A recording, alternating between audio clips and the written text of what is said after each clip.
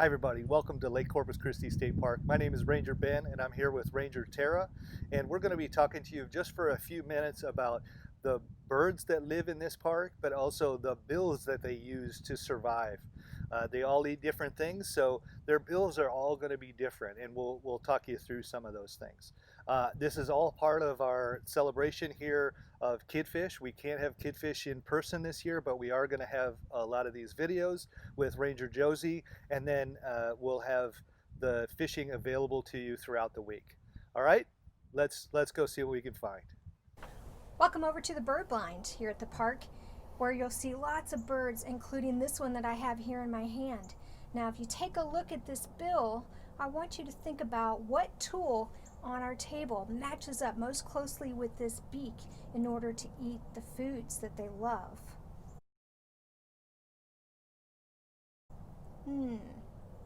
If you said B, awesome, great job. This is the bill or the beak of a northern cardinal. They have a very, very sturdy bill, conical or cone-shaped, and they use it to get into the seeds that they love to eat, much like we would use a nutcracker to get into these nuts, these pecans that we love to eat. You'll not only see northern cardinals, you'll see paraloxias and other seed eaters. So come on over to the bird blind and enjoy. Hi everyone, back down here at the lake, and wanted to talk to you about our next bird, which is the great blue heron. And if you can see on the skull of this bird, you can see this really long pointy bill that it's going to use as it walks along the shoreline to catch fish and other types of critters that are in the mud, but also even along the grass here. It'll catch little lizards and things like that. When we look back at our tools that we showed you earlier, which one of those tools do you think matches up with this one? That's right. If you said C, you were correct. This one is just like the tongs. So these are the tongs that you would get in a barbecue set or something like that you use to flip the burgers and things on your barbecue. And it'll use these types of tools to grab fish. Either it will grab them like this, or it can use the sharp ends of them and actually stab them like this. Okay, and if it stabs them like this, it's going to have to go back, shake them off. It'll take them onto land, and then pull them off just by shaking, so that it can swallow them down. So that's how the great blue heron eats. There are tons of other types of herons and egrets out here. So if you see a big white one, that's the great egret. If you see a little white one, it's usually a snowy egret or cattle egret. But there are a whole bunch of other ones out there. The great blue heron is going to be the biggest, though.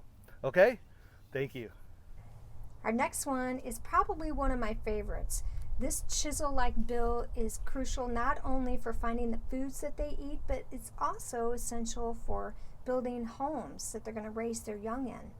So see if you can guess which tool is going to match up most closely with this chisel-like bill. If you said A, you are correct, and that is awesome. This is the bill of a woodpecker. And most frequently around here, you're going to find the golden fronted and also the ladderback woodpeckers. So they use this bill in order to get their foods. They will go into the sides of trees looking for insects. And just like you see with this one right here, you might see a hole, and this is going to be very indicative of them trying to reach in there to get their insects, their favorite foods. Now, if you're worried about their skull and giving them a headache, don't worry, because they have shock absorbing features in their skull that help them. Another cool feature is that they have really long tongues, and depending on which woodpecker it is, it's going to depend on the length of their tongue, but they'll often go way back over their skull into the back, and that's how they'll reach in to these holes and get the insects that they eat. Now, once they're done with their own cavities for raising their young, other birds will come in and raise their young in these cavities. So win-win. Hi again, everybody. I hope you enjoyed those bird species and the bills that help them survive. Please remember to keep watching this Facebook page to check out our other videos that are coming out, but also come on out and do some fishing, do some bird watching of your own. All right, take care.